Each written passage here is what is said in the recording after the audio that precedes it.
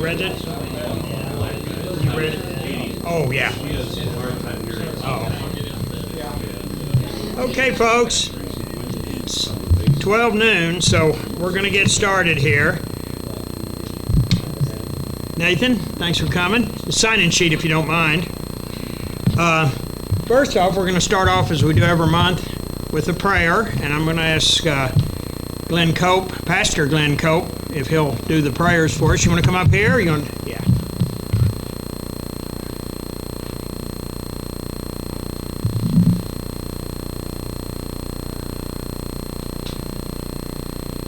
Would you bow, please?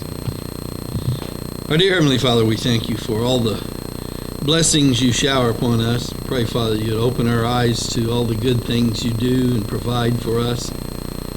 We pray, Father, as we think about the future of our country, that we would have your will, your desires in mind as we lead and attempt to direct the country. We pray, Father, for our country, that more and more people would acknowledge you as Lord and Master. Father, we pray that as we assemble today, that we will learn things that will benefit our lives and the lives of our country. And we pray that that would be in your will. Pray that in your Son's name. Amen. Amen. Amen. Sterling, could I get you to lead us in the pledge?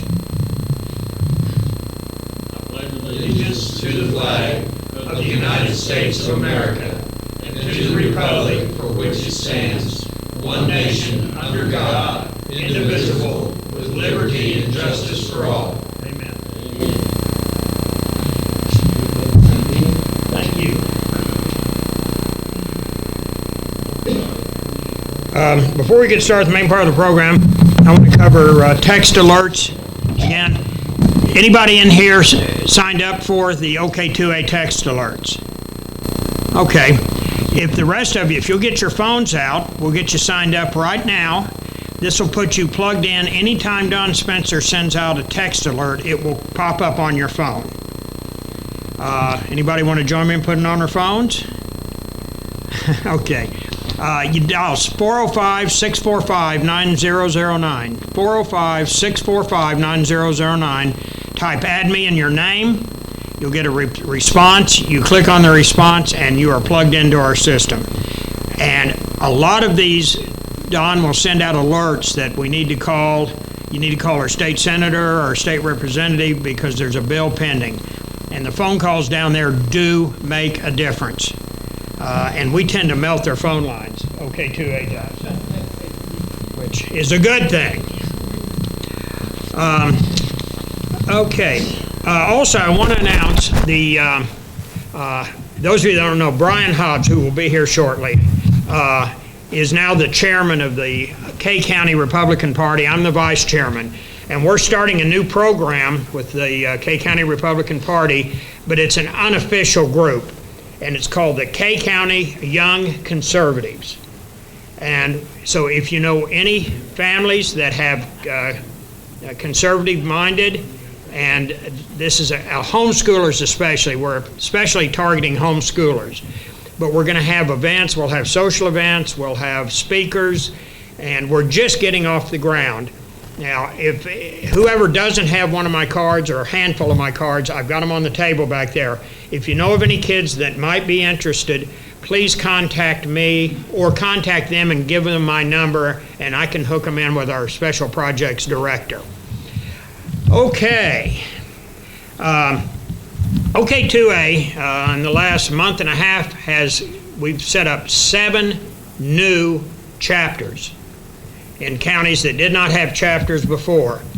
Major County, which is Fairview, Blaine County, which is Watonga, Grant County, which is Medford, Jackson County, which is Altus. I drove down there, in fact, I was at the first meeting of all these.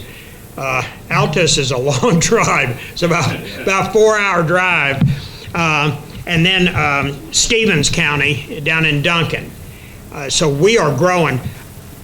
This chapter was a year ago, January, we were the 4th chapter of the entire organization. We've now got about 50 chapters. That's that much growth, folks, in a matter of, less than a year and a half. So folks are starting to wake up, and the more chapters we have and the more people we have, the longer a lever Don has when he's down there trying to move these legislators to support our bills or to kill bills that are anti-liberty, anti-Second Amendment. So and then those are in the western half of the state. The eastern half, Cole County, which is Colgate, and Craig County, which is Veneta. So we're really growing. We still have a bunch of the western counties we do not have a chapter in. If you have any family or friends in western Oklahoma that might be interested in being a coordinator and running a chapter there, please have them contact me and make sure they understand I'm not going to try and sell anybody on this. All I want to do is answer their questions. I don't want to sell somebody on it and then they come in, they do it for a month or two and decide they don't like it, and then they quit. So I don't want to open a chapter until we've got a solid coordinator in the area. Now, I'm going to, everybody, this is Mr. Sterling Johnson. He's going to be our main program here shortly. And he's on the board of OK2A. He's been on board with it since day one. He's, Maybe about day 30. Okay, that's close enough, Sterling. He's a former bounty hunter. He's a private investigator. He's a personal defense expert, and he's going to have some tips for us. And he's also our new coordinator in Logan County, which is Guthrie. So he's a busy guy. He's getting another one of these big OK2A paychecks, right? We're all volunteers, folks. We're all volunteers. Told them I come on for double the pay. Yeah, well, when they made me Western manager, I was telling everybody, they tripled my salary. And they go, really? And I said, yeah, get your calculator out, multiply 0 times 3. Before we get to the main part of the program, I know what a lot of people are interested in is the legislation that's been going on. And so I'm going to give a quick rundown on that. As of right now, we've had 13 bills signed by the governor. We backed 34 initially. When this all started, the start of this session, I had somebody that's knowledgeable, supposedly, on legislation, and they told me, 34, you'll be lucky to get 5 or 6. We've got 13 signed by the governor. We've got another one that's on the governor's desk, and I'm sure as I can be that he'll sign it. We have 3 hanging fire, and I'll cover those in a little bit more detail. SB 106 and HB 1630. House bill are HB followed by 4 digits. Senate bills are SB followed by 3 digits. Those 3, they are to supposedly give you, when you buy a weapon, you just show those. You don't have to, you fill out the forms, but they don't go to the ATF. And whether that's ever going to get into effect, I don't know. These are not emergencies, so at the earliest it would be November 1st. And we have to wait for approval from the ATF, so who knows. SB 368, signed by the governor. Religious institutions cannot be declared non-essential, and that one is an emergency order that went into effect the day he signed it. He signed that on 26 April. SB 631, this is a biggie. Second Amendment sanctuary for the entire state of Oklahoma. We have county sanctuaries, and I don't know how many of you were here a year ago. Last March, Sheriff Kelly signed our county, K County, up as a Second Amendment sanctuary. With this on the state level, state law enforcement, so that's your local police, your county sheriff, Oklahoma Highway Patrol, OSBI, any state law enforcement will not enforce unconstitutional federal laws. This is a biggie. Now, the feds can come in and enforce unconstitutional federal laws, but they'll have to send people in to do it. So this at least makes it a lot more inconvenient for them. SB 646, you can carry now into restaurants and bars as long as you're not consuming alcohol. And that one is not an emergency measure. The Second Amendment sanctuary is, and that went in effect 26 April when the governor signed it.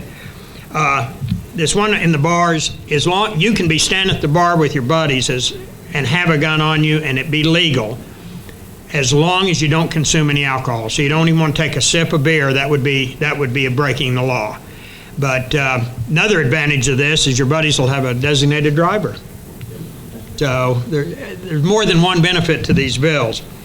SB 672, that was sponsored by my friend Senator Murdoch out of western Oklahoma. This is not an emergency measure. It was signed by the governor on 27 April. This allows you to carry a long gun in your car with a round in the chamber. Right now, if you're out of your vehicle, you can have a round in the chamber, but to be legal, when you get back in, you've got to clear that chamber. So as of November 1st of this year, that will not be on the books anymore. SB 839, game warden needs permission to put a camera on your property. When I heard about this is so outrageous. Now, this is not an emergency measure, so this doesn't go into effect till November 1st. But if a game warden, right now, they can come on and put a camera on your property. They don't even have to tell you about it, let alone get your permission. That's so outrageous to me. I mean, it's your personal, private property. There was a guy, I can't remember what state, it was Idaho maybe? Tennessee. In Tennessee, a guy found 2 of these cameras on his property. He destroyed them, and he got charged with a felony, and he was convicted, wasn't he? He was convicted. He was charged and convicted of 2 counts of destruction of government property. Yeah. Is that a bunch of KRAP? SB 926, we call it the BB gun bill. You can take your kids or grandkids in the backyard now and teach them firearm safety, and about 75 or 80% of everything they'll need to learn about marksmanship. And there's 2 provisos. The pellet cannot leave the muzzle at more than 400 feet per second, and the pellet cannot leave your property. Well, that's easy enough to stop, hang a beach towel or a whatever up on the fence. It doesn't take much to stop a BB pellet. And especially with the cost of ammo now, I mean, you could spend $100 just taking your kid or grandson or granddaughter out to the range and shooting .22 ammo, let alone 9mm or whatever. House Bill 1630, that ties in with the SDA license above that I mentioned. 1674, driver escaping crowd unlawfully blocking the road or their vehicle. This makes your vehicle a legal weapon if you get caught in one of these illegal human roadblocks. The key here is they're unlawfully blocking the road. A lot of the people that were fighting this, we'll be running down jaywalkers. No, jaywalker didn't block the road, he's just crossing it illegally. This probably would not have much effect on us up here in rural K County, but I'll tell you what, in Tulsa or Oklahoma City, this could be a big deal. HB 1775, another real big one. In fact, in the long term, this might be the most important bill passed this year. Prohibit critical race theory being taught in our schools. Does everybody know what critical race theory entails? Anybody doesn't know? Okay, good. Well-informed crowd. I appreciate that. Oklahoma City Public Schools have announced that they're not going to pay any attention to this. Now, I found out from an attorney at the Enid meeting last month, or earlier this month, there's no teeth in this. They can't arrest the teacher, and they can't force the school board to fire the teacher. But, and I thought about it after the meeting, these schools get funding from the state. So that could be the hammer on this. If they want to teach critical race, then they can dig into their own pockets and pay for it. So, like I said, in the long run, this might be the most important bill we've gotten slammed through this year. 2645 was our Omni Light bill. It was originally Omnibus bill, and it had 5 sections in it, and all 5 of them were bills we tried to get through last year that didn't make it.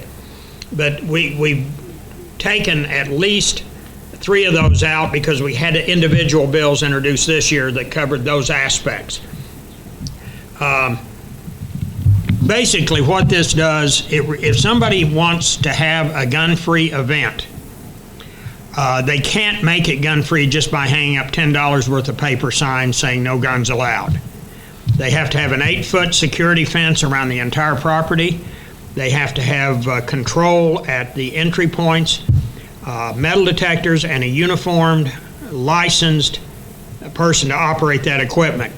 In other words, if Mothers Demand Action want to have a public event and say it's no guns, they're going to have to spend thousands of dollars to lease this equipment to make it so.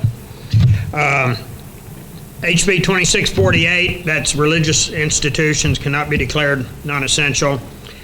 And then HB 2774, this was our local representative, John Pfeiffer. This was his bill. And this basically requires local law enforcement to cooperate with ICE. So if they've got an illegal in the jail and he's got a federal warrant on him, they've got to turn him over to ICE. Now, those are the ones, all of those have been signed and are now law, or they will be law. The ones that are emergency were law immediately, except the critical race. That's an emergency bill, but it does not go into effect till July 1. And I'm assuming they did that so they didn't change things right at the end of the school year. All of the other bills that are emergency went into effect immediately. The others will go into effect November 1st. Now, the one that's on the governor's desk, this has been bounced back and forth. 2 or 3 weeks ago, I was told this bill was dead, and it got resurrected here at the end of this year's session. HB 1236, this is a 10th Amendment states' rights bill. The 10th Amendment is the amendment that nobody in Washington pays any attention to, and it's just as valid as the 1st, the 2nd, the 4th, the 5th, all of them. And this basically says that any powers not delegated to the federal government belong to the state or the citizens. And this bill is to enforce that in Oklahoma. As I've said at these meetings before, folks, our best bet for dealing with these people in Washington is to have as much insulation between us and them. Well, that insulation is our state government. And this will give the state a lot more leverage in using or providing that insulation. Now, this, I don't know how stringent this bill is. It's been bounced back and forth. It was dead and resurrected. But as I've said on legislation before, folks, we go for 120%, but if we can only get 80 or 50 or even 20%, in legislation, you take what you can get this year and you go back to the well next year and try and get the rest of it. So, but anyway, this is a step forward, no matter how watered down the bill may be, and I don't know that it is watered down, but the way it's progressed, I wouldn't be surprised. Now, we have 3 bills still hanging fire that we're backing. SB 2, protecting women's sports. This is to prevent some guy from waking up on Friday morning and say, you know what, I feel female this weekend. I want to go compete in a female sporting event. This is so outrageous. They've got women that have worked hard their whole life, set national or world records, and some guy comes in just because he feels like he's female and blows their record out of the books. That is so unfair. And how these people can support this is how weird things have gotten in this country, folks. Now that one, if it is enacted, will be an emergency measure. That's another one of our heroes down there, Senator Bergstrom. SB 644, municipal employee carry. This would make, with the local city government's approval, city employees would be able to carry weapons while they're at work. And I'll tell you, in rural Oklahoma, Tonkawa is annexed out into the country all around Tonkawa. Those city workers would be out there and they could run into a wolf or a feral hog or who knows what. Now, the last one, and this is a biggie, SB 925, Private Property Protection Act. This is the one that will it will move the Castle Doctrine boundary from your threshold of your front door to the edge of your property. That's big. So if you've got a quarter-acre lot here in town, you got a quarter-acre castle. If you got 5,000 acres, you're running cattle or raising wheat, you got a 5,000-acre castle. And it allows you to use deadly force to defend your private property. Right now, if you catch somebody stealing your car, or a rancher catch somebody stealing his cattle, if you shoot them, you're up on murder charges. It doesn't give you the right to just go out and start shooting people that are walking around on your property. There has to be some kind of danger aspect. Is that correct? Is that how you read it too, Josh? Yeah. So that's the legislation that we have gotten through, or that is pending. Folks, your support of OK2A is showing results down there at the state capitol.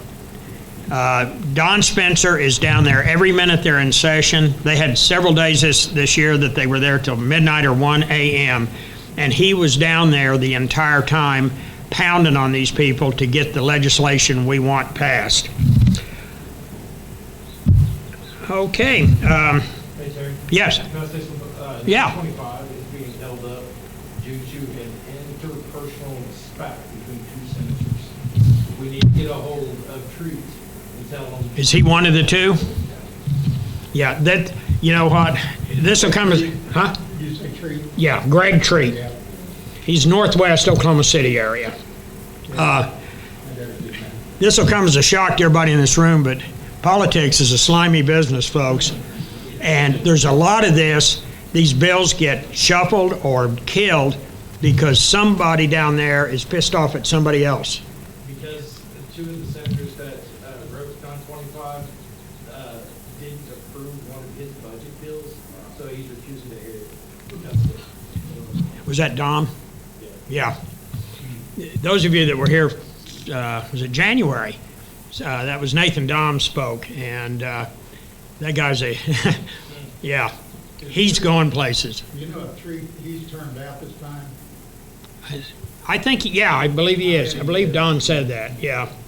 They get a lot crankier when they can't get reelected, a lot less responsive.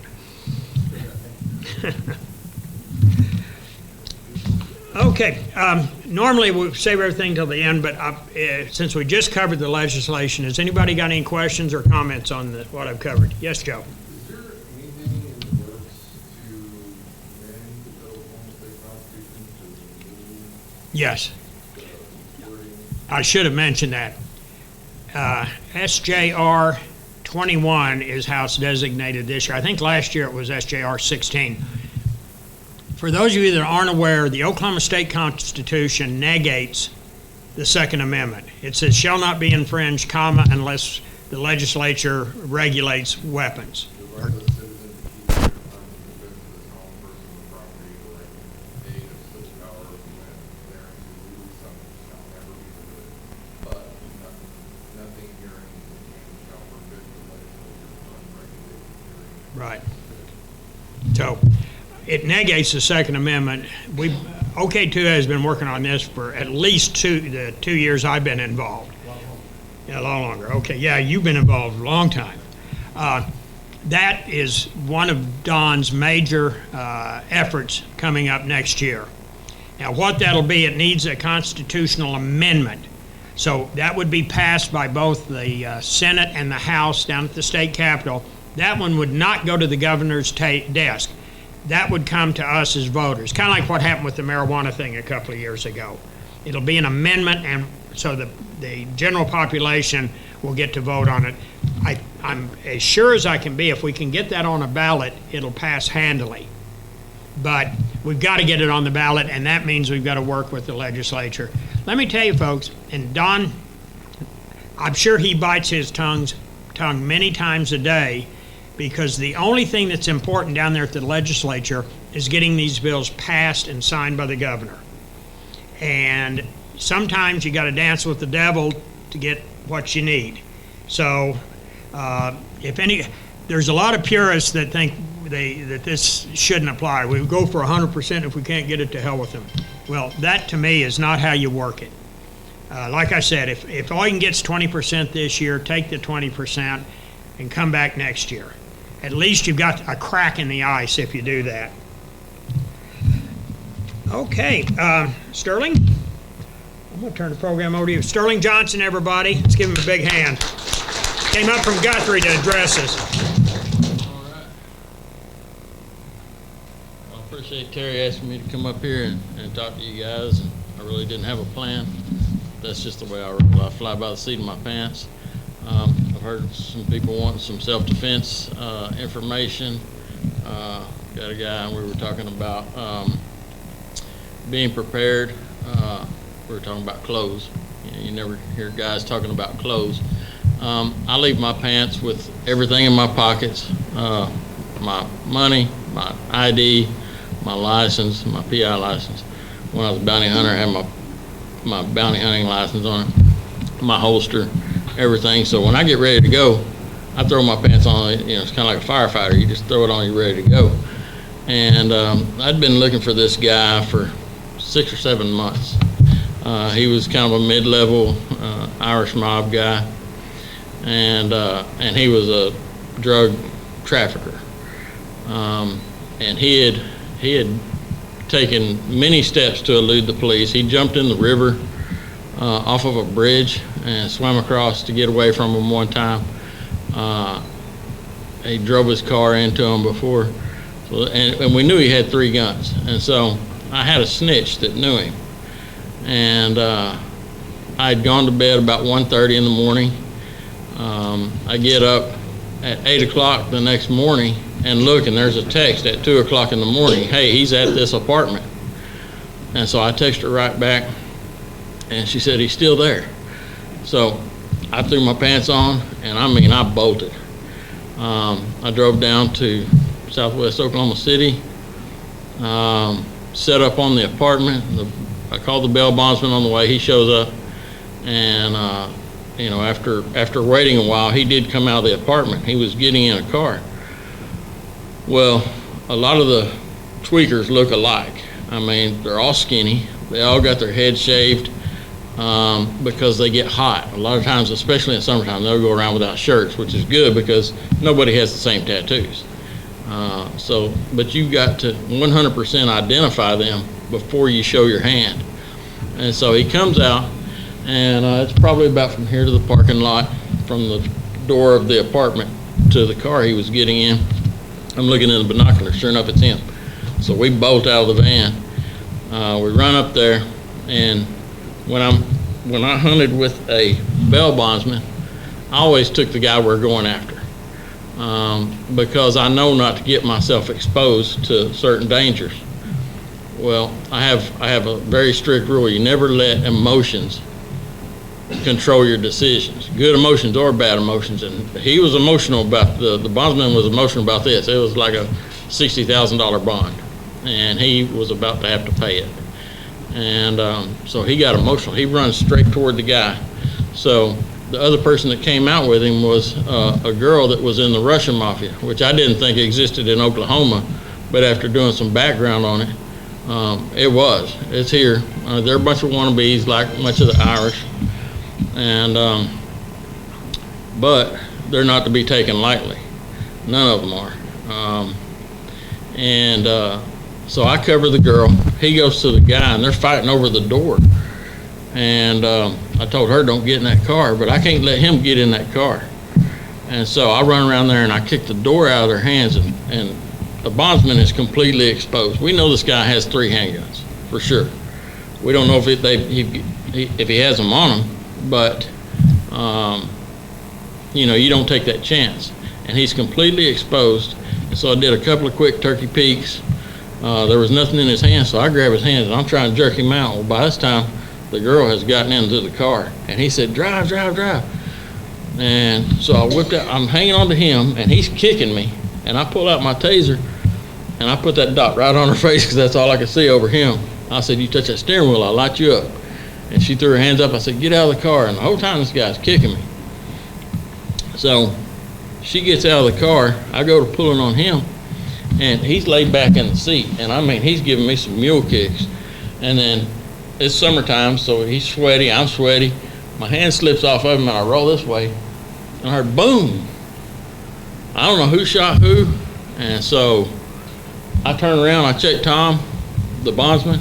He's okay. and he's got his gun out, and so I reach for mine. I don't have my gun. I threw my pants on. My gun's still in my holster on the side of my bed. You're talking about pucker factor when you're in a gunfight and you don't have a gun. So it turns out, right after he kicks me, he kicked Tom. Oh, well, first, when I was pulling on him, I told Tom, I said, tase him, light him up. He said, I left my taser in the van. So I had pulled my taser and just popped him. And of course, at a close distance, the darts don't go very far apart. The further you get them apart, the more it affects them. But it doesn't affect people on meth. It doesn't affect people on PCP. And they've got incredible strength. I mean, I've fought some 100-pound girls that nearly handed my butt to me. And I'm trained. And so I'd already tased him. And he looks right at me and he pulls him out. And then he kicked me. Then he kicked Tom because Tom didn't have his taser out, so he had his gun out. He kicks Tom. Tom's shooting a 45, a Kimber, from 2 feet away with a hollow point. Shoots him right below his bottom rib on the left. Of course, he's laid back, so it went in at an angle like that. I look back in the car, take a quick peek, because I don't know who shot who. And he's climbing over the seat to get in the driver's seat. And I don't know if the keys are in it or if it's a push button, what. I can't let him get away. So I run around the other side of the car and I grab his arm and he kicks me, and so I grab his leg this time. I'm gonna stop that kicking. And I grab his pants leg and I'm jerking it like I'm throwing bales of hay. And he's hanging onto the steering wheel. Well, Tom, in the meantime, ran over, grabbed his taser. I saw his taser, I said, light him up. So he hits him from behind. And so while he's riding lightning, I jerk him out on the pavement, and he reaches back there and breaks the wire. Now this guy's shot with a 45 from 2 feet away, tased twice, and he's still fighting. And he's trying to crawl under the door. This little chihuahua's running around. We're both on the ground. Chihuahua's biting me on the leg. And he's talking to the dog. I'm telling you, I've seen some surreal stuff. I mean, because you just can't believe it's happening. And this chihuahua's biting me, and whatever the dog's name, Coco or whatever, he said, Coco, I'm dying. I'll see you in heaven. And so, but I've always been taught to be observant of every little thing. I mean, the whole time I'm fighting him, I'm watching the people around. I'm aware that I don't have a gun. My taser's spent.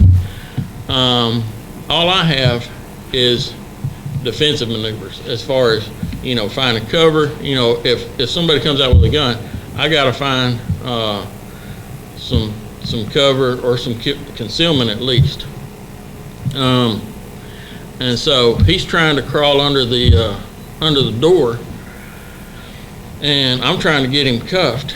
And so I've got him by one arm. I mean, I've got his arm wrapped up, and he's hanging onto that door trying to pull himself under. So I just took my knee and put it on his rib, and I'm grinding him into the ground. And especially on a little skinny guy, if you know what PSI is, pounds per square inch, and we'll talk about this in just a second if I can get just a couple more minutes. Pounds per square inch, just think about it this way. If you take a square object that's 1 inch square, say wood or metal or whatever, and you push that against your hand with 5 pounds of pressure, it's not really going to hurt. But if you take something that's 1/8 of an inch and push 5 pounds of pressure, 5 pounds per square inch, okay, that one little 1/8 inch, like is on the end of a key, that's going to hurt, 5 pounds. And so it's all about putting the most amount of pressure with the least amount of contact point. So I'm taking my knee and I'm grinding this guy's rib to where they don't feel much pain, but they do feel some pain. And even if he doesn't feel the pain, if I can break his rib, that's going to limit his ability to breathe. He's already shot. We got to get the ambulance there anyway, so might as well get him to touch him up. So I get him to let go, so I get one handcuffed, and while he's trying to hit me with his other one, I just cuffed it up. And I got him cuffed in the front, which I never cuffed anybody in the front, but in a situation like that, you got to do what you got to do. So now I've got his arms cuffed. I'm linked through, and I'm trying to grab I've got my leg irons in my hand. I've got it on one leg, and I'm trying to get it on the other. And Tom, he's just watching. He's covering the crowd, make sure nobody jumps on me. And I mean, it was like fighting a spider monkey. And I told finally I told him, because he kept telling everybody, I'm done. I said, look, and his street name was Rhodey. So that was most familiar to him. I said, Rhodey. And I grabbed his face and I said, hey, Rhodey, if you will stop fighting me and let me put this leg iron on you, I've got a trauma pack. I'll save your life right now. And he's like, okay. So, I'm like, all right, that worked. So I got to get him to do something with his hands besides fighting me. I've got him distracted, and that's another thing in a fight. You always try to distract their plan. You interrupt their way of thinking about. You get them to think about what you want them to think about. I said, what you've got to do is I need you to pull your shirt all the way up so I can dress that bandage. So I did that, and by doing that, I was still able to hang onto his arm and reach in there and grab my trauma pack. And you would think a 45 would make a big hole. It was about the size of a pencil lead, maybe a pencil. And I had quick clot bandage, which is about 3 inches wide and 4 feet long. And I'm trying to jam it into the hole using my little finger, and it's not going. I mean, I've got maybe 3 inches. You're supposed to put all of it in there.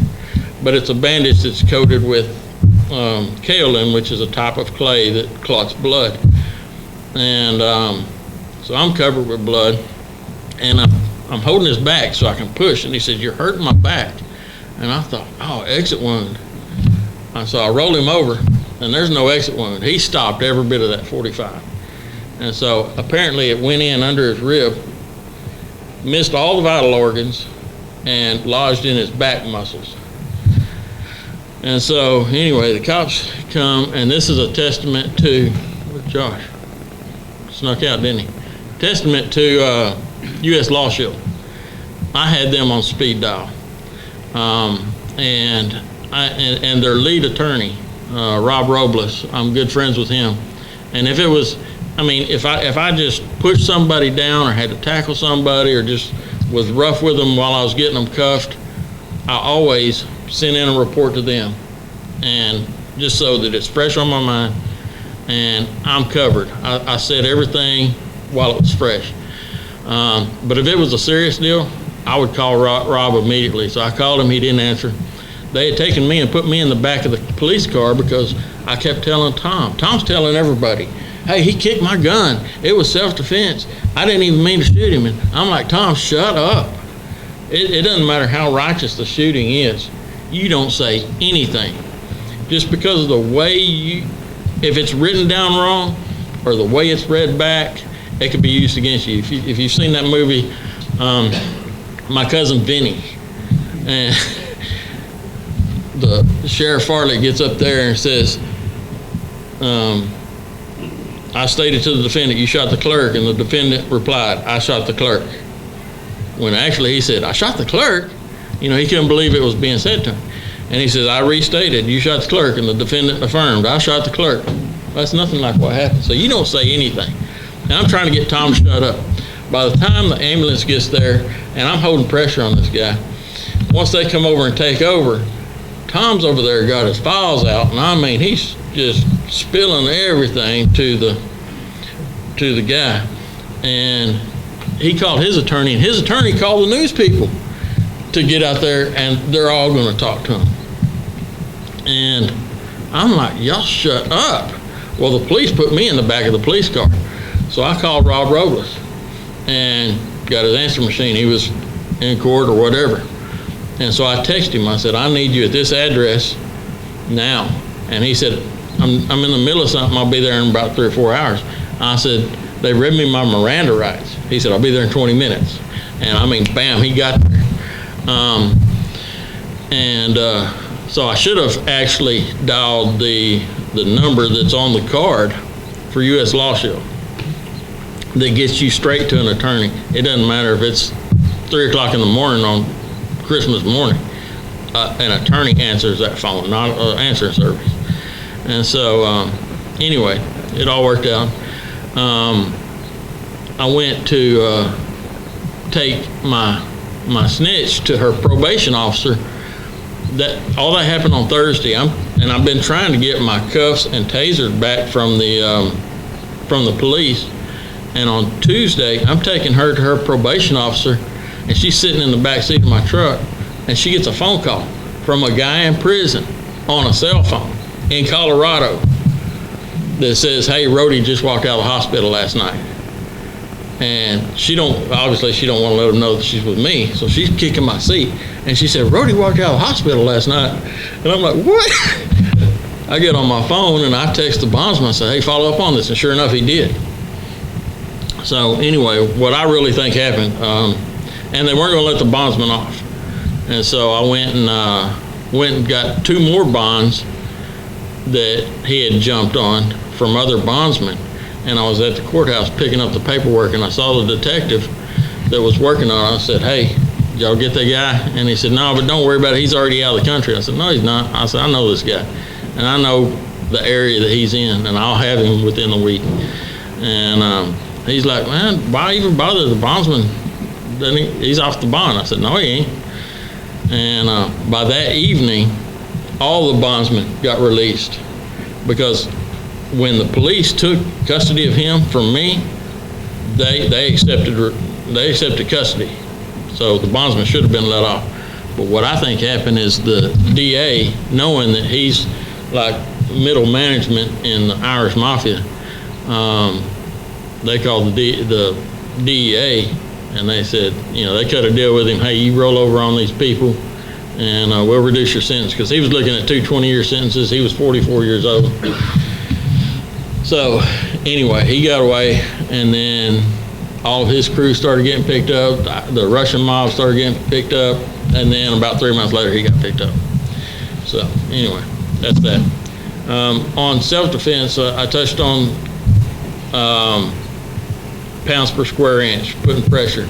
I always tell people in my classes that you don't have to be a violent person. But if you find yourself in a violent situation, you have to be the most violent person in that situation. You have to do things that you never would have thought you would do. And that means taking your car key and stabbing it out the back of their skull. I see people cringing. I had a gun store. I had a customer that was a regular. He brought his parents in. And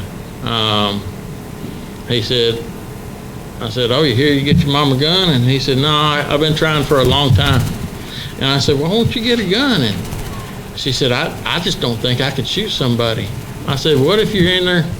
And the guy's dad was in a wheelchair, and she took care of him.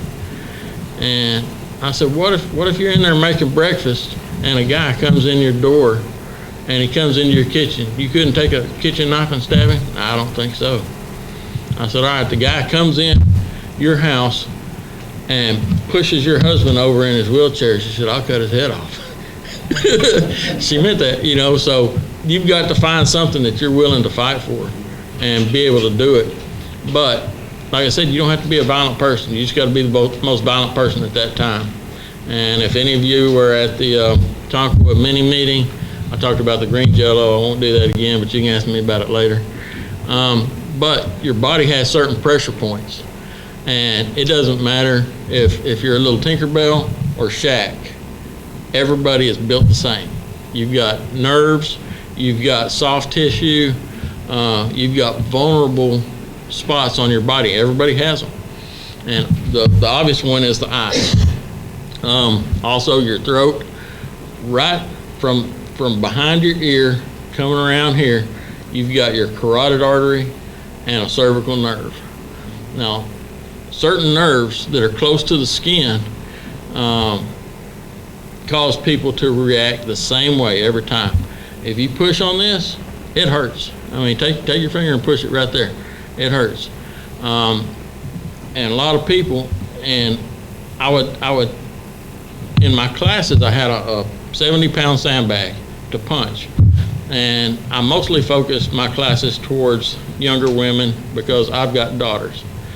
And most of them walk around with their head in their phone, not paying attention to their surroundings, and they wind up in a situation that they don't want to be in.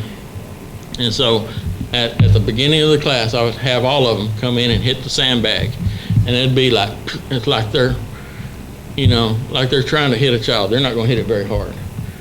And I'd tell them, I'd find a trigger point for them that would get them, especially if they had kids. All right, somebody's getting your kid. Now how are you going to hit them? Bam, they start moving that sandbag a little bit, but they just didn't have the body strength. They didn't have the body strength to push that bag when they hit it. And you've got to deliver pressure onto that bag. And so a lot of people, the common way to fight is to hit straight with a fist. Well, your fist has to compress a lot before it starts doing damage, and you've got to have enough power behind that fist to do it. But just, a few inches away, you've got this bone right here, and it's hard, and there's not much nerves on it. So you can deliver some power with that. And try hitting something like this or like this. Which one are you going to get more power out of? The hammer blow. And so I would teach them to hit that bag, and you throw your whole body weight in it. I mean, the clothes you're wearing, the cell phone in your pocket, the burrito you have for lunch, you put every bit of that weight on it. Just think, if you miss, you're going to fall on the ground. You got to hit it with all of your weight. And I was having to hold the bag for these little girls. But you can do that. But I always tell them, try to hit them right here first. If you hit them right there hard, it knocks them out. It's only for 3 or 4 seconds, but it knocks them out. They go to the ground, they're unconscious for 3 or 4 seconds. That gives you an opportunity to run. But I told them, I said, if that guy's stronger than you, he's probably faster than you too. And so you need to stay there and finish the business. When he hits the ground, you need to take advantage of all those vulnerable points. And what I teach is a target focus training. You take 100% of your weight and put it on the smallest area that's vulnerable in that body. Like right here, you go in their eyes. Don't poke them in the eye like Mo used to do all the time with Larry Curley. You got 10 opportunities to hit 2 targets. You go at them with both. And again, you put all of your weight, the cell phone, the burrito, everything, into that eye. Now, when you hit a vulnerable spot, there's going to be a universal reaction. If you get hit in the eye, what's the first thing you're going to do? You're going to raise your hands. That exposes the false ribs, your liver, your groin area, and then you exploit that target. And then, you kick somebody in the whatevers, they're going to go like this. Okay, now you've got the entire back of their neck, which is very vulnerable. That cervical nerve also, you have one that runs right up your spine, and you come down with a hammer blow on that, they're on the ground.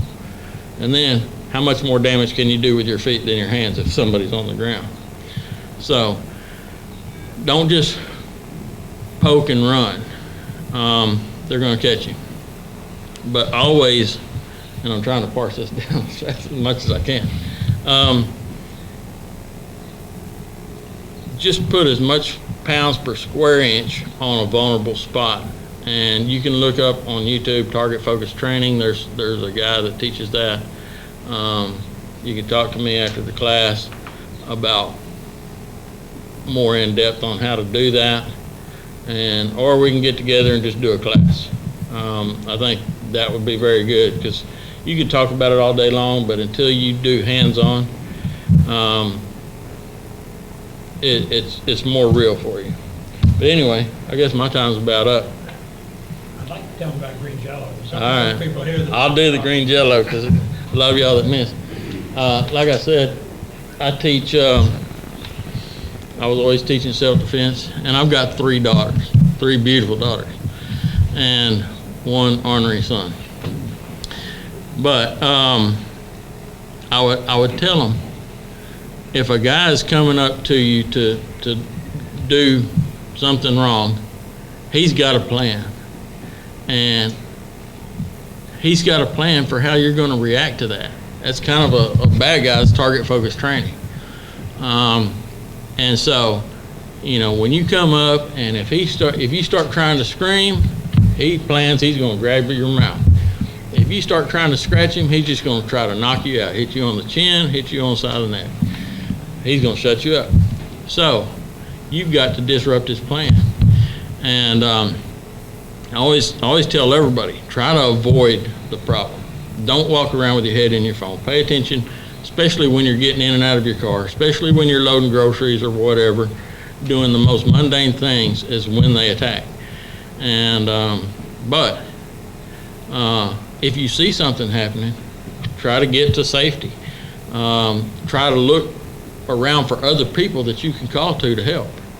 And but if you get caught flat-footed, there's no way you're getting out of this. You're fixing to be in a bad situation. You look them right in the eye, and with your most serious voice, you tell them, green jello.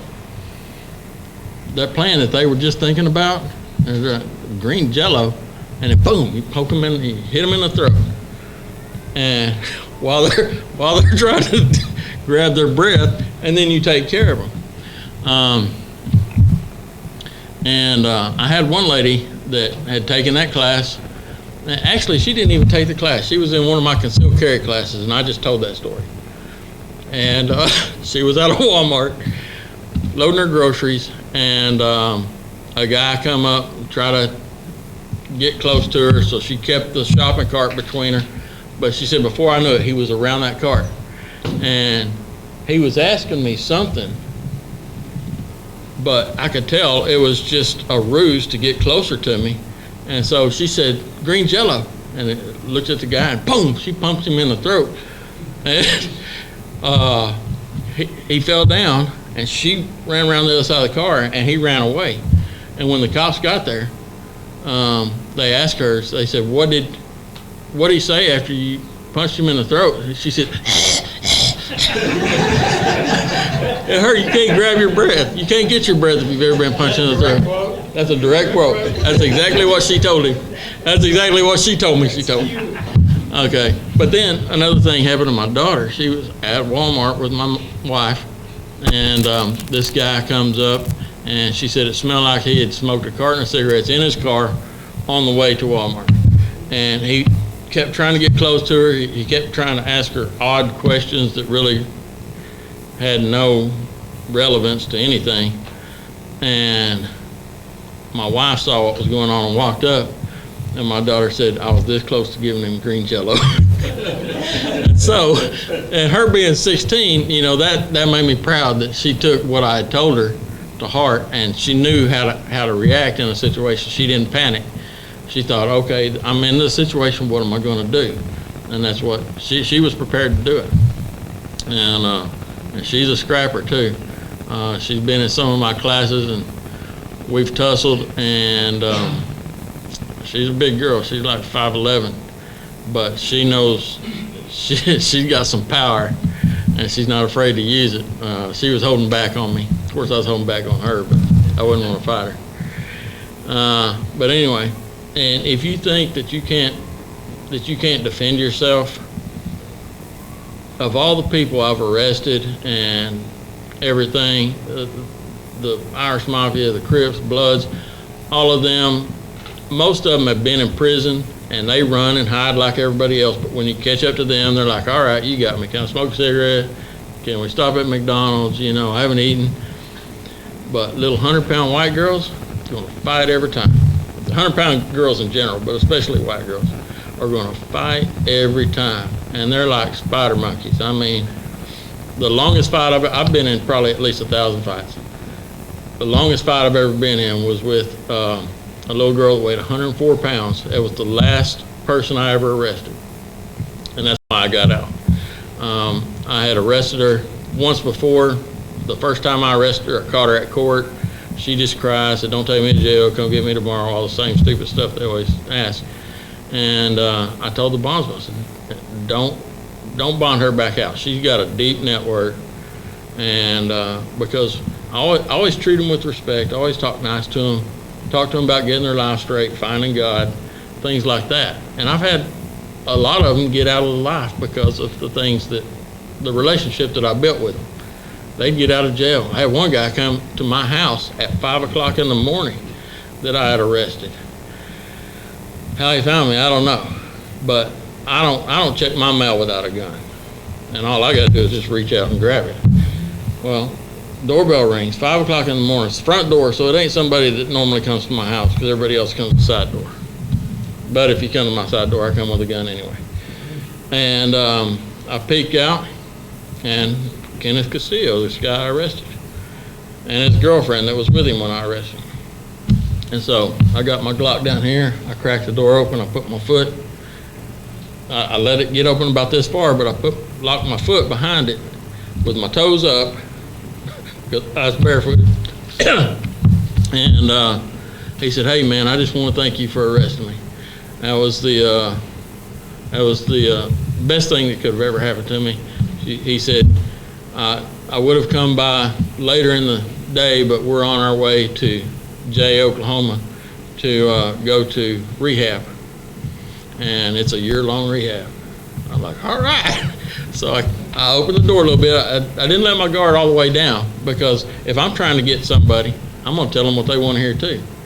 And so I opened the door, and we're talking, and all of a sudden he reaches out and grabs me like this to hug me. But it was a real hug. And I had that, I grabbed him in high in the back, and I stuck that Glock right on his solar plexus.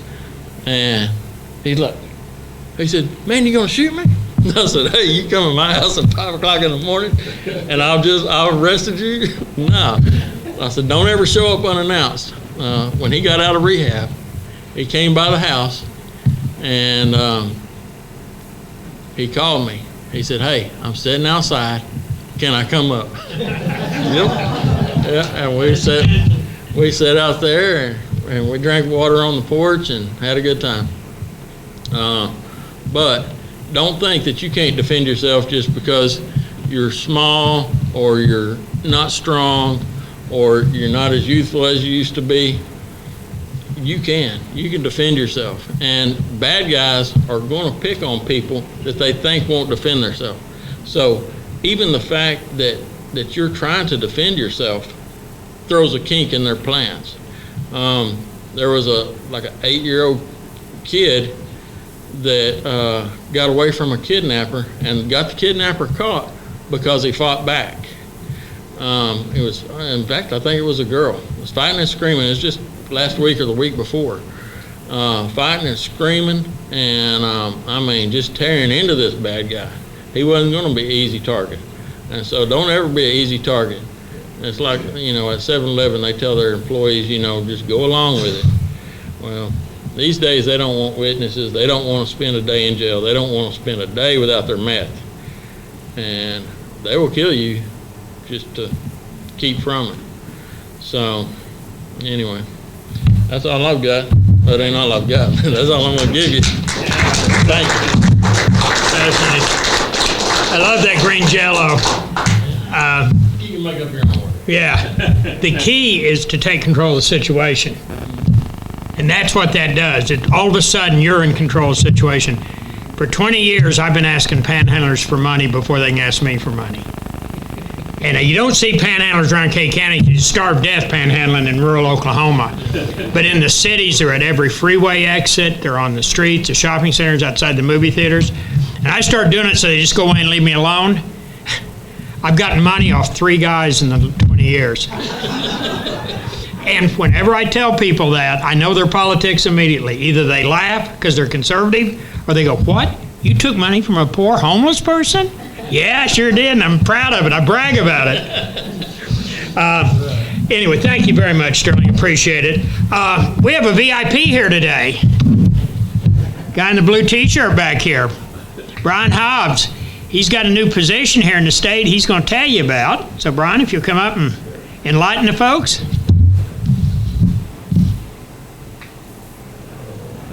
By the way, he's a late American.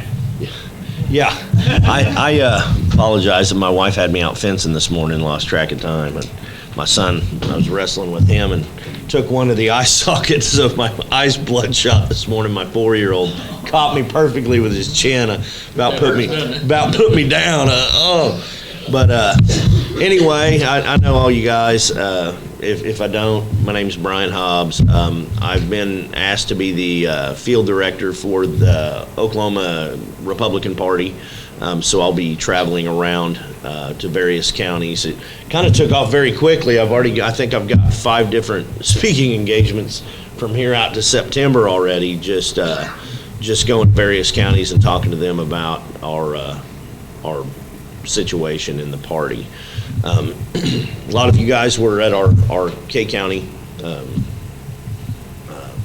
convention here not too long ago, and thank you all for showing up for that. That helped, not just us, but the state party move in the right direction, and all of you who showed up at the state convention and came up with us to the stage to help John Bennett. He's gotten elected. If you're not on the state party email list already, you should be. And I can get a list back here and have you guys sign up so you get the emails from the state party. I've said this before, and when I was campaigning for John Bennett, and so I'll say it again. We've got some problems politically in our country. There's no denying that. So what John has done has come out of the gate as the Republican Party chairman, and really has taken after both Republicans and Democrats. And like I said, I've said this before, we've got 82 seats out of 101 in the House of Representatives as Republicans. We have 39 out of 50 Senate seats. And we've got a conservative Republican governor and a Republican lieutenant governor. Us not passing meaningful legislation, we can't point at the Democrats anymore. It's our fault. So, and we go to these conventions, and I know this is a little sidetrack from OK2A, but it's really not, because these two entities dovetail together. We're here to push the Republican Party, basically. That's what OK2A is here for. So we're pushing them in the direction of giving our rights back, shrinking government, and all the things that the Republican Party believes in.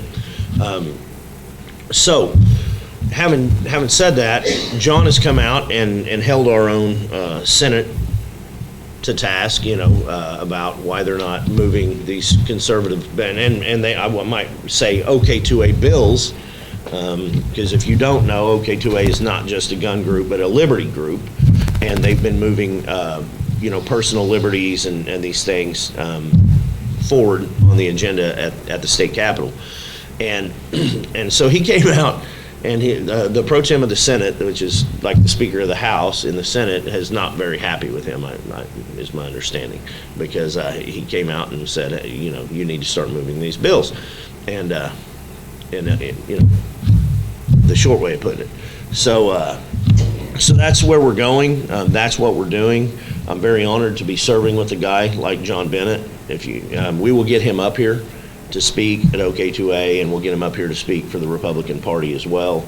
And I know that people who actually meet and get to talk with John know what I know, and that's one of the reasons we asked him to run early on, is because he's not afraid. He's a Marine, three combat tours. He's not afraid.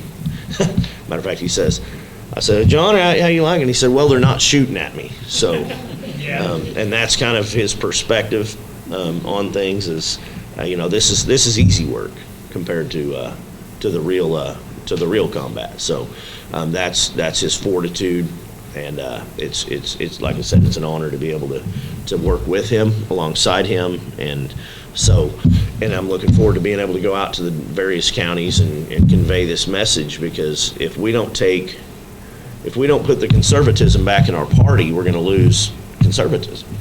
And that's what, especially in rural Oklahoma, places like here, that's what we believe. And that's what we believe in, and that's what we go for. And if we go to these conventions, we have our district conventions, we have our county convention, we have our state convention, and we go and we put these things on our party platform. Well, what do we believe in as Republicans, as conservatives?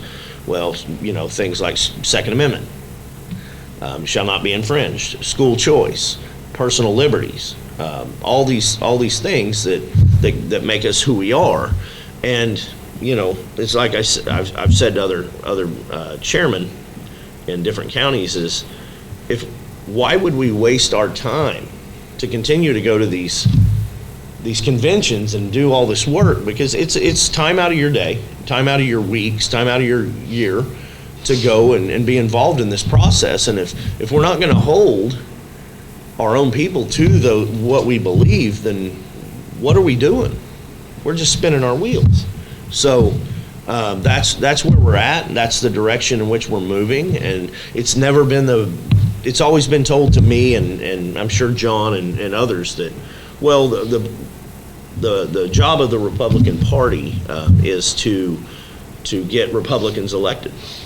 Well, we did that. Like I said, 39 seats in the Senate, 82 in the House. Republican governor, lieutenant governor, all the statewide offices are filled with Republicans. We've done that. Now it's time to hold our Republicans to what we say we believe, and that's a new thought process. And there's a lot of rhinos not happy with it. And I believe it was John Bennett last weekend or the weekend before said it's open season on rhinos and there's no limit. So we've got to, we have to, or we're going to lose our country. It's nothing personal against anyone. It's just we're in a point with the presidential election that happened and the nonsense with that and everything. If we don't stand up now, we're never going to stand up. I mean, we're going to get steamrolled like we did in November and not say anything about it or not take action. What are we doing? I'm going to stop. Well, I'm going to go work on my farm and stop doing all this stuff because it's pointless. So we are doing it. We're revamping the state website so that people can actually interact with it and find out the information that you need as K County and Grant County and Osage. You can find that information that you need as far as districts go, the demographics, et cetera, to help people make informed decisions. Possibly if you want to run for office, you may want to run for a school board. We need that information readily available.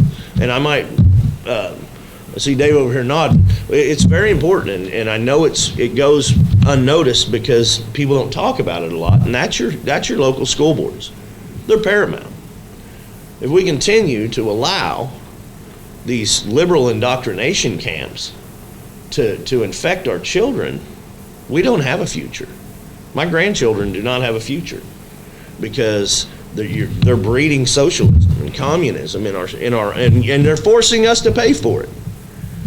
And not to get off on too big of a tangent, but I was thinking the other day, my wife and I have to pay $13,000 a year just in ad valorem tax, just ad valorem, just property tax, so that Joe Biden can send hundreds of millions of dollars to Afghanistan for gender studies. And if I don't pay that, if I refuse to pay those taxes, or if they think that I've cheated on $10, they'll put me in jail. And take your farm, take your homes, this is insane. This is so morally bankrupt. Our system is so morally bankrupt at this point. It's dang near intolerable. And I mean, we still live in the best country in the world, but we got to get involved if we're going to fix this. And so I would encourage everybody here, if you're not on our email list, I'm going to be outreaching to volunteers, and we do have, on a good note, we have a lot of volunteers coming in, so many that it's hard to keep up with for one guy, I'll say that. But I make so many calls a day and try to reach out, find out what problems they're having in various areas of the state, and try to stay on top of that and get them connected to our legal counsel or whoever it is. But we do have a lot of people getting active, and that's great. And we've seen massive turnouts in all these counties at the state level where people are getting involved. And so we are moving in a positive direction. We've just got to keep it up, and it's got to become a part of our lifestyle. You know, it's got to become part of who we are as you know. And Amanda Teagarden is coming. Was it next month? Yeah. If you haven't seen Amanda Teagarden's presentation about how to be a citizen activist or a citizen lobbyist, we say lobbyist, you're not really exchanging money, which is kind of tied to the idea of lobbyist, but how to be so I say citizen activist, how to track bills, how to be involved in that. And we need everybody to get engaged and start following these things, because why, and I always go back to this, why is OK2A so effective? Why is Don Spencer, our president, so effective? He's down there all the time. Yeah, and he's got you guys sitting behind him. And I said this in Grant County last weekend. It's because of you guys that power is derived. Now, if it was just him, get out of here, Don. Yeah, we don't care. But when you've got tens of thousands of people sitting behind him, donating money, saying we're not happy, we want this done, his voice becomes a lot louder. And that's what we need with the state party, and to continue to do with OK2A, and to keep people involved in that, and stay invigorated. And if I want to leave this with this encouragement that things are getting better. We are OK2A's had a very successful year, not just for the Second Amendment, but for personal liberties. And so we are making headway, and more so than I ever thought. You know, Kevin Stitt came in, his first bill signs constitutional carry. I mean, that's tremendous. That's for a state, yeah, and for a state that didn't have the Second Amendment enshrined in our own Constitution, that's a big step. And so there is a lot of good things happening, and so be encouraged with that. Stay involved, and if I can help, I didn't bring my cards in, but I'll run out and grab some. Of course, when they printed them, it didn't have my cell phone number on it, so I'll give you that. Anybody who wants my cell phone number, just ask me. I'm happy to give it to you, and if I can help in any way, give me a call, shoot me a text, or whatever. So thank you for being here, and thank you for listening. So thanks. Yeah, Dave? Are we still meeting, is the King County Republican still meeting at VOTAC? Yes. Yes. I'm going to announce it. Okay, yeah. I'm not familiar that much with the Attorney General, who he is in. Is there term limits on him? Mhm. And if so, how much longer is he in? He's in, after 22, he can run, I believe, for another 4 years. He came in with Stitt. Stitt will be up for election. All state offices can do 8 years. Except for if you're a state rep or senator, they can do 12. Is he, in your eyes, conservative like what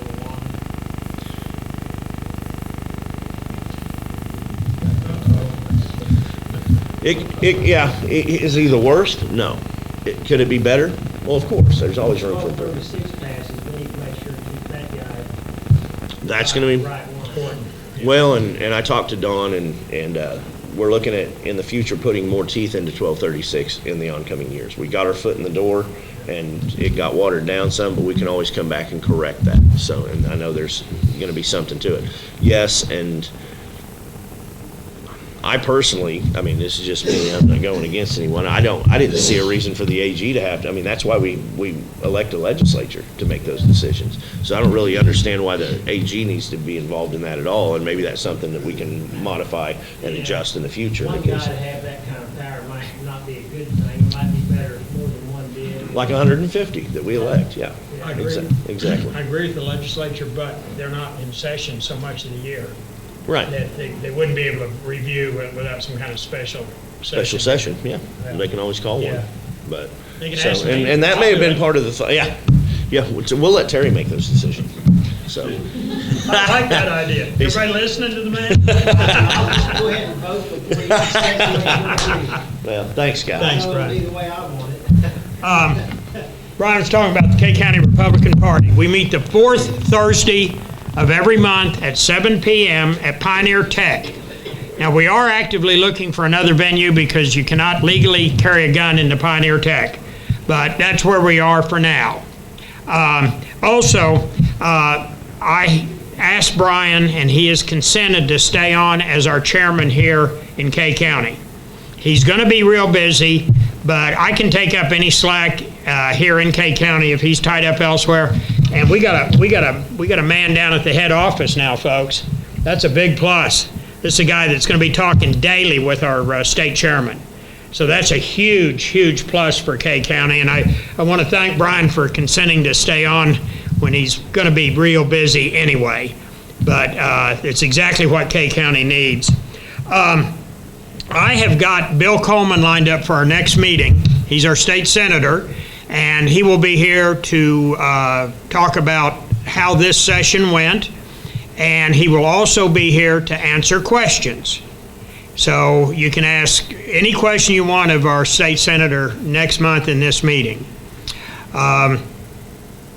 Let's see. Oh, and also, pass the word. Tell your family and friends and neighbors and coworkers about OK2A.